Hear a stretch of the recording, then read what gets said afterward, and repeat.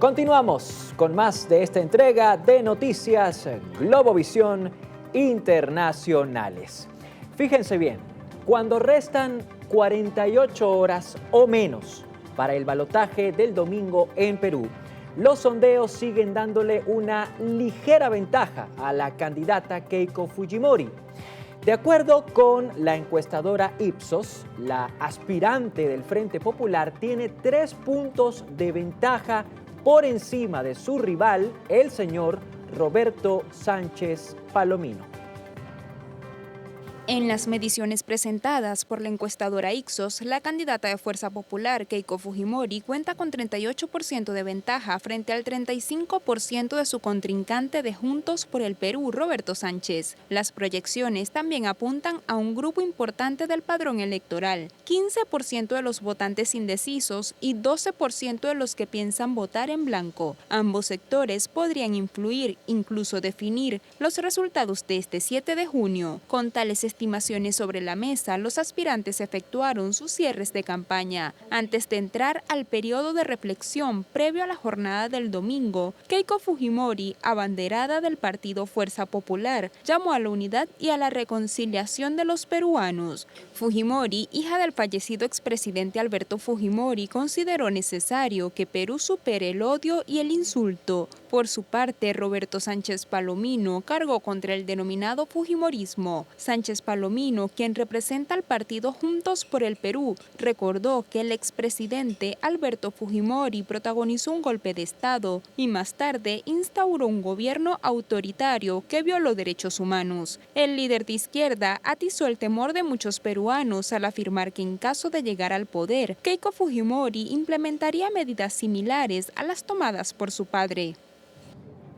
Para profundizar sobre este tema, vamos a enlazarnos con Iván Arenas Ramírez. Iván es analista político, se conecta con nosotros desde Perú. Iván, agradezco tu presencia, agradezco tu tiempo.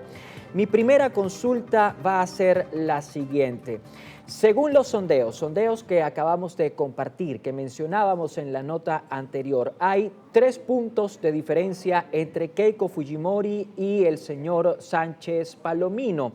Eso nos habla de un empate técnico en términos electorales, pero también nos habla de una polarización dentro de Perú. ¿Se vive en Perú el ambiente de un país políticamente polarizado?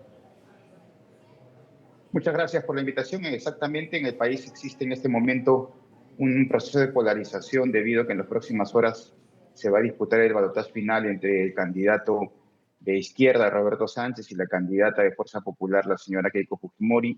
De momento, los sondeos y las encuestas que son absolutamente privadas dan un empate técnico en la que ella ha subido ligeramente, él ha subido un poco más, pero en líneas generales estamos en un empate estadístico, estamos en un empate en la que no podemos definir quién va a ganar en los próximos comicios. Eso significa que el resultado no se irá a conocer sino el mismo día, sino los otros días, en medida de además de que el conteo de votos sea rápido, sea eficiente y no tenga las demoras que tuvo en la primera parte de los comicios.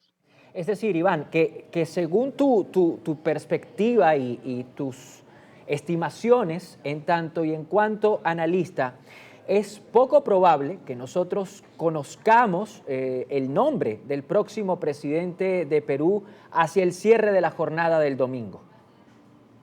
Los especialistas en el tema de estadísticas han dicho que si no, la victoria no pasa sobre el 51.5 o 52 frente a 48 que pueda tener o 49, es imposible precisar que el día domingo tengamos al final del conteo de votos tengamos una cifra oficial.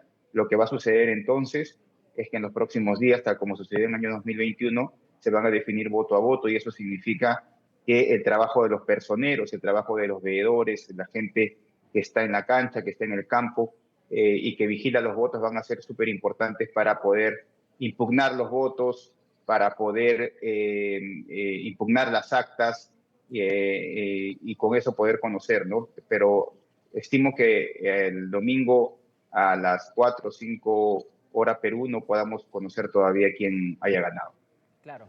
Ahora, Iván, fíjate, en líneas generales, en casi todos los comicios, hay temas que le interesan al ciudadano, temas que le interesan al electorado. Esos temas suelen ser seguridad, economía, educación, salud. En el caso de estas elecciones en Perú, en el caso de la segunda vuelta electoral del domingo, ¿cuál es el tema que más le importa, que más le interesa al votante peruano? Hay dos temas importantes: el auge de la delincuencia, la inseguridad, la criminalidad, las extorsiones.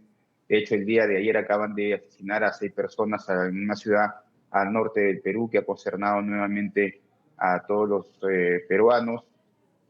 Han matado a una familia de seis integrantes. Por tanto, la delincuencia, la inseguridad es el principal problema, y el otro problema no deja de ser la economía, ¿no? A pesar de que el país está creciendo por encima de 2.5 y se estima que puede llegar a 2.8 de PBI, de crecimiento económico para este año, la economía diaria, la economía de la gente está todavía muy tocada, está muy golpeada, y esos serían los dos temas más importantes. Uno, la inseguridad, la delincuencia, el auge de los últimos años, y el otro tema es el tema de la economía popular, la economía de la gente, ¿no? Ok, ahora, sabiendo que esos son los temas clave para el votante peruano, ¿cómo ha abordado o cómo han abordado esos temas la señora Keiko Fujimori y el señor Roberto Sánchez Palomino? Ahí hay bastantes críticas con respecto al último plan de gobierno presentado por el señor Roberto Sánchez, debido a que él presentó una propuesta absolutamente ideológica, una propuesta muy de izquierda, una propuesta muy colectivista en la primera parte de la campaña. Sin embargo, en la segunda parte, él ha tenido que cambiar absolutamente su plan de gobierno en 3 ocasiones.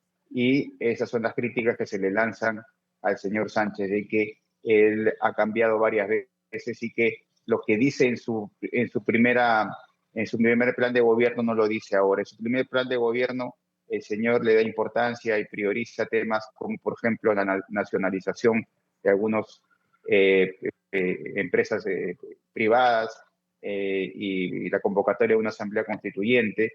Y en el último plan, él ya se fija en otros temas, como son los temas básicamente de seguridad, de criminalidad o de temas como de economía, ¿no?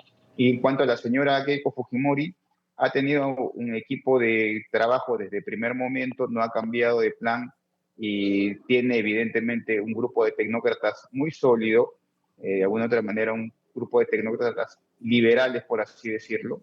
Y estas son las dos críticas que se le hacen, ¿no? De alguna otra manera, la propuesta de la señora Keiko se sujeta siempre, no solamente al primer momento de la campaña, sino a los puntos álgidos que la ciudadanía está sufriendo. En el caso de Juntos por el Perú, han tenido que hacer un cambio nuevamente, y ahora se condiciona muy poco más a acercarse a eso que siente el ciudadano del día a día, que son básicamente el crecimiento de la inseguridad y el fortalecimiento de la economía popular. Iván, la señora Keiko Fujimori se ha postulado a la presidencia de Perú en 3 ocasiones anteriores. Lo hizo en 2011, lo hizo en 2016, posteriormente lo hizo en 2021. Esta es la 4ª ocasión en la que Keiko Fujimori compite para la presidencia peruana. En todas las oportunidades anteriores llegó a segunda ronda, perdió en el balotaje. En esta ocasión también está llegando a segunda vuelta electoral. ¿Tiene Keiko Fujimori posibilidad real de vencer esa especie de maldición en segunda vuelta y de ganar finalmente de una vez por todas la presidencia de Perú? Sí tiene posibilidades, pero eso va a implicar la capacidad de organización de sus personeros a nivel nacional. Como todos sabemos, en el Perú, ella básicamente tiene su votación en Lima, que es la ciudad que tiene un tercio del electorado nacional, y en provincias, sobre todo en la parte en las ciudades más importantes del norte del país. La parte del sur es una parte descuidada por ella. He anunciado que va a haber más o menos unos 100.000 personeros, 100.000 personas que vigilan y defienden el voto para poder justamente hacer eso, ¿no? Defender el voto. Y acuérdate tú, perdió por 40.000 votos frente a Pedro Castillo en el año 2021. Se estima que básicamente quien gane va a ser básicamente por un número similar, y eso definitivamente es una estrategia de voto a voto, ¿no? Y eso, como te digo, la organización de Fuerza Popular ha dicho que va a poner 100.000 personeros porque ellos creen que le ganaron en las elecciones pasadas en Mesa, ¿no? Y ahora no quieren correr el mismo riesgo. De tal manera que ya sí tiene posibilidades, pero como te digo, esto va a estar jugado hasta el último momento y se van a disputar voto a voto. Bien, Iván, agradezco muchísimo tus palabras, agradezco muchísimo tu análisis.